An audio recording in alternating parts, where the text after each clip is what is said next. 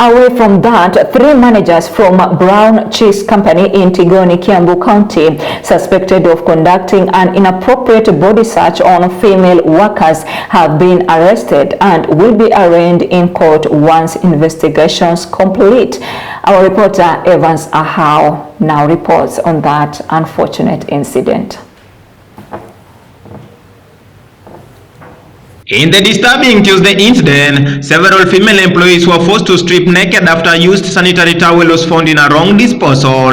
In a statement, the company said the incident was regrettable and the suspect was suspended. According to Sub-County Police Commander Philip Mania, the suspects will be arraigned in court once investigation are complete.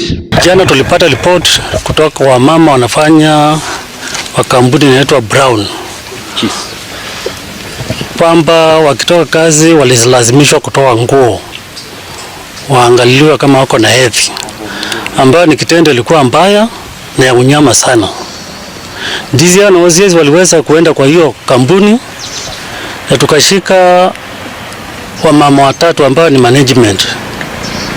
Tuko na wao kwa cell, statement ziliandikwa na wanaenda kotini.